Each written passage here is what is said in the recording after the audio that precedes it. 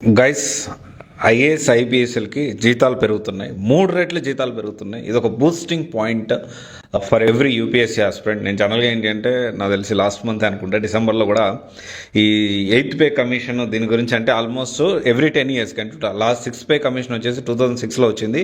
అప్పుడు basic pay వచ్చేసి 7,000 దాకా ఉండేది. తర్వాత 7th పే కమిషన్ ప్రకారం 2016 ఇంప్లిమెంట్ చేసినప్పుడు ఆల్మోస్ట్ 18,000 అయింది. సో దీనికి సంబంధించి నేను 8th పే కమిషన్ కొన్ని రికమెండేషన్ చేసింది. అది కేంద్రం అప్రూవ్ చేస్తుందా, అప్రూవ్ చేస్తే ఎప్పటి నుంచి జీతాలు మొదలవుతాయి అనేది చేయకపోవచ్చు, జీతాలు చాలా తక్కువ ఉన్నాయి అన్నట్లు నేను ఒక వీడియో కూడా చేశాను ఆల్రెడీ. అయితే ఇప్పుడు చాలా ప్రతి ఒక్క యూపీఎస్సీ ఆస్పిరెంట్ ఇది ఒక బూస్టింగ్ పాయింట్.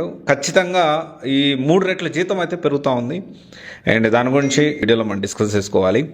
అండ్ జనరల్గా ఏంటి అంటే మీ అందరికీ యూపీఎస్సీ ప్రిపేర్ వాళ్ళందరికీ ఖచ్చితంగా ఈ విషయం తెలుసు.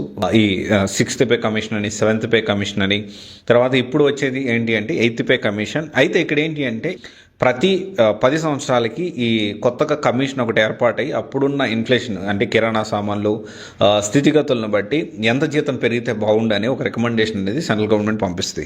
ఆ సెంట్రల్ గవర్నమెంట్ దాన్ని చూసి అప్రూవ్ చేస్తుంది అనమాట. అయితే ఇప్పుడు లాస్ట్ మనం చూసుకుంటే ఈ 3 రెట్ల జీతం పెరగబోతుంది. ఎలా ఒక అంచనా వచ్చాము అంటే మనం last previous 6th pay commission, 7th pay commission చూడాలి. 6th పే కమిషన్ దాదాపు 7,000 బేసిక్ పే ఉంటే 7th పే కమిషన్ 2016లో వచ్చింది. ఇది వచ్చేసి దాదాపు 18,000 ఉంది. అండ్ ఇప్పుడు అంటే 18,000 అండ్ మ్యాక్సిమం బేసిక్ పే వచ్చి దాదాపు 80,000 దాకా ఉంది 6th పే కమిషన్ ప్రకారం. 7th పే కమిషన్ వచ్చేసి దాదాపు 2,50,000 ఉంది మ్యాక్సిమం పే, బేసిక్ పే. అయితే దీంతో పాటు 8th పే కమిషన్ కూడా లైక్లీ ఇప్పుడు మన 2026లో ఇంప్లిమెంట్ అవ్వచ్చు. అంటే పెరిగిన జీతాలు ఇప్పటికిప్పుడు పడకపోవచ్చు, కానీ 26 నుంచి మనకి ఇది ఇంప్లిమెంట్ అయ్యేదానికి ఛాన్సెస్ ఉన్నాయి. అయితే ఇక్కడ ఒక విషయం ఏంటి అంటే ఈ 18,000 కాడి నుంచి 2 రెట్లు నుంచి 3 రెట్లు జీతం పెరిగేదానికి పాసిబిలిటీస్ అయితే ఉన్నాయి. అండ్ ఇక్కడ మనం అర్థం చేసుకోవాల్సిన విషయం ఏంటి అంటే ఈ 2,50,000 కూడా మనకి పెరిగేదానికి ఛాన్స్ ఉంది. అయితే శాలరీ హైక్ విషయం చూసుకుంటే 6th పే కమిషన్ అయితే 25 to 50% ఉంటే 7th పే కమిషన్ వచ్చి 23 to 30% ఉంది. అండ్ ఇప్పుడు కమింగ్ డేస్లో 8th పే కమిషన్ అయితే 45 to 50% దాకా ఉంది. పెన్షన్లో చేంజ్ అయితే లేదు. 7th పే కమిషన్ని కంటిన్యూ చేసేదానికి ఛాన్స్ ఉంది.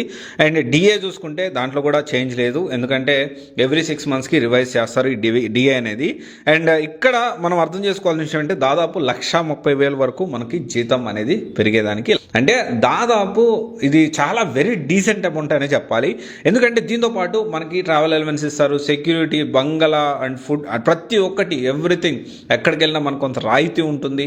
అండ్ డెఫినెట్లీ జనరల్గా ఏంటి అంటే నేను కూడా ఈ యూపీఎస్సీ కంటే కూడా సాఫ్ట్వేర్ జీతాలు ఎక్కువ అనేది, యూపీఎస్సీ ఐఏఎస్ ఐపీఎస్ఎల్ కంటే కూడా సాఫ్ట్వేర్ జీతాలు ఎక్కువ ఉంటాయి ఫెసిలిటీస్ పక్కన పెడితే అని చెప్పి నేను మాట్లాడడం జరిగింది.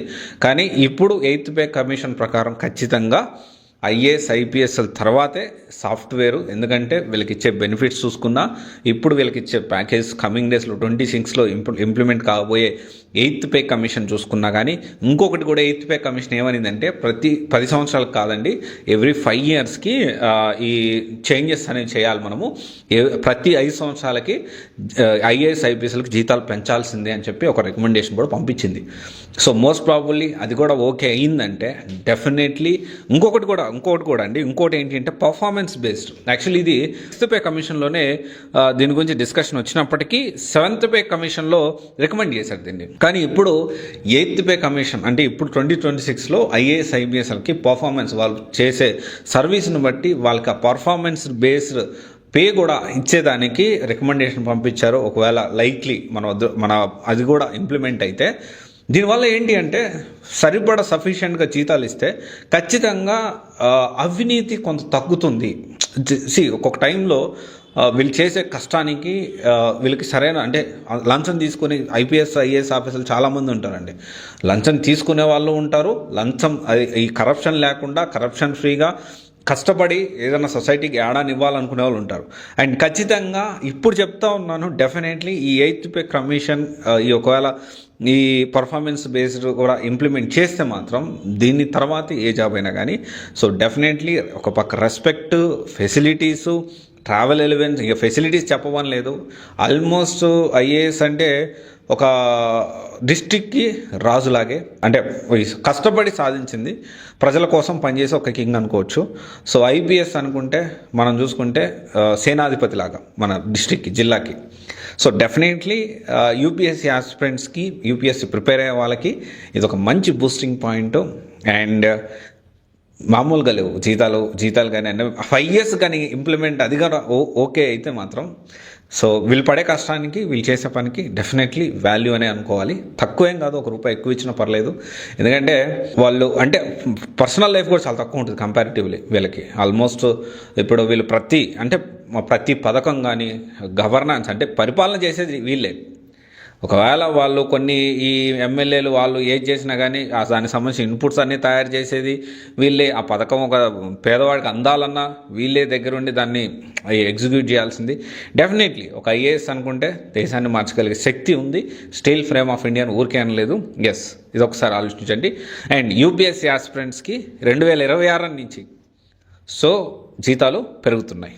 ఓకే, దాన్ని మనసులో పెట్టుకొని, అంటే నాట్ ఓన్లీ ఐఏఎస్ ఐపీఎస్, అన్ని క్యాడర్స్, అన్ని దాదాపు సెంట్రల్ గవర్నమెంట్ సంబంధించే కొన్ని లక్షల మంది ఈ 8th పే కమిషన్ ద్వారా బెనిఫిట్ అవ్వబోతున్నారు. ఇది ఒకసారి మీరు ఆలోచించుకోవచ్చు. Thank you.